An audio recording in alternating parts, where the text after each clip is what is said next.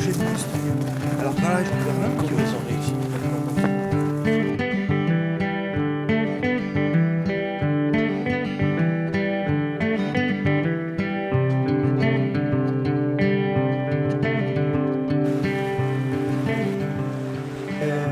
Je m'appelle Jean-Pierre Mignaudier, je suis professeur d'histoire en ce qui concerne mon travail principal, mais il y a une vingtaine d'années que je vais régulièrement en Estonie.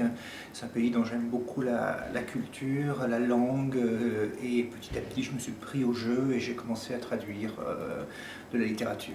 Voilà. C'est un voyage touristique qui a dégénéré. J'y ai été...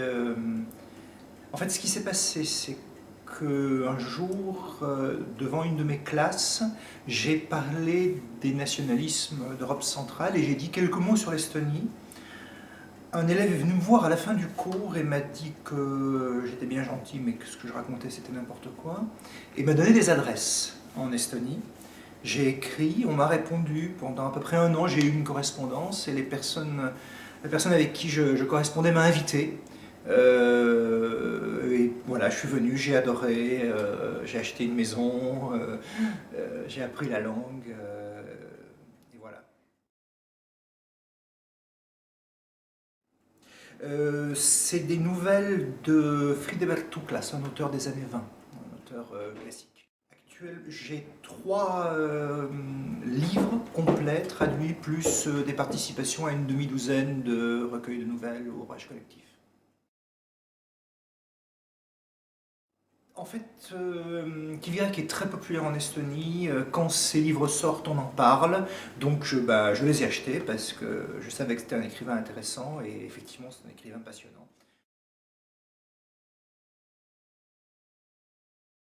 Oui, ça n'a pas été facile, effectivement. Dans un premier temps, les éditeurs n'étaient pas très intéressés, donc il a fallu travailler.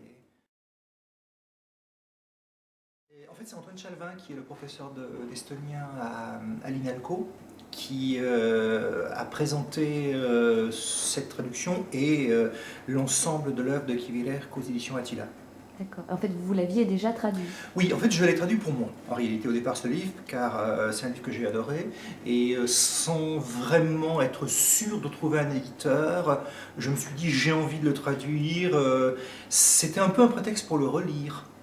Je l'avais lu 2 fois et j'avais envie de rester dans cet univers, de le relire encore plusieurs fois. Donc je l'ai d'abord traduit pour moi, pour mes placards. En espérant un jour trouver un éditeur. Tous les traducteurs de l'estonien au français ont des traductions non publiées dans leur placard. Malheureusement, c'est difficile de trouver des éditeurs.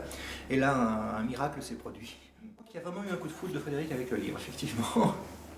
Ça a très bien marché dès le début avec lui, il n'y a pas eu besoin de le convaincre. Je commençais à être pessimiste. Je commençais à être inquiet, donc effectivement j'ai été agréablement surpris. En même temps, c'est quand même le livre qui a le mieux marché en Estonie depuis 20 ans. Hein. Donc il est quand même normal que quelqu'un ait fini par trouver ça bien. Mais c'est vrai que l'expérience, c'est quand même que c'est un auteur qui passe pas toujours bien en traduction. Les nouvelles de Friedebert Tuklas, je les ai également traduites sans être sûr de trouver un éditeur. J'ai traduit un roman d'un auteur des années 60-70 qui lui n'a pas trouvé du tout d'éditeur. En réalité, la littérature estonienne est très peu connue en France et en fait, aucun éditeur français ne s'engage s'il n'a pas l'intégralité d'un manuscrit. Donc il faut traduire des livres entiers sans être sûr qu'on sera édité. Alors pour moi, sans aucun problème. C'est un livre que je trouve remarquablement bien écrit, dans une langue d'une extrême précision, d'une extrême clarté, d'une extrême élégance. Et sur 380 pages de texte estonien, il y a eu 2 endroits où je me suis demandé ce que l'auteur a voulu dire, et un endroit où j'ai trouvé une petite contradiction qu'il a fallu résoudre, mais c'est absolument rien par rapport à mes traductions précédentes. J'ai trouvé que c'était un texte particulièrement facile à traduire. Je l'ai relu 6 fois pour le traduire, et jamais je me suis ennuyé. Jamais j'ai les ficelles de la narration sont devenues tellement apparentes qu'elles me gênaient. Jusqu'au bout, j'ai été captivé par l'intrigue. Jusqu'au bout, j'ai été touché par certains aspects du livre. Et pour moi, ça a été une traduction extrêmement agréable. Même si je n'avais pas trouvé d'éditeur, ça aurait été une expérience agréable.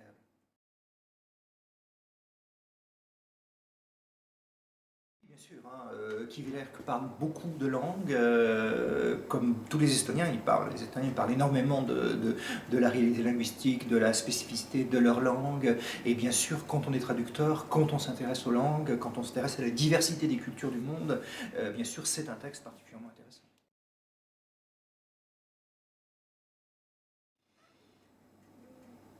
La langue des serpents, c'est tout ce que nous perdons dans la mondialisation.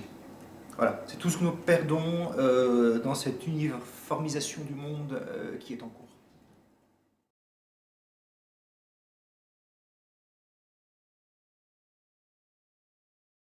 Il y a en fait assez peu de références à un folklore explicitement estonien. Il y a pas mal d'éléments issus du folklore, mais c'est souvent un folklore pan-européen, en tout cas dont certains aspects sont connus également dans les pays germaniques, donc sont passés chez nous par les contes des frères Grimm par exemple. Le seul point qui m'a posé problème, c'est le nom de l'une des figures essentielles du roman, que j'ai traduit par la salamandre, et qui en estonien est la grenouille du Nord, mais le Nord est également le fond en estonien, le mot a les deux sens. Donc il y avait un jeu de mots intraduisible. Par ailleurs, c'est un animal noble, et la grenouille chez nous est plus un animal comique.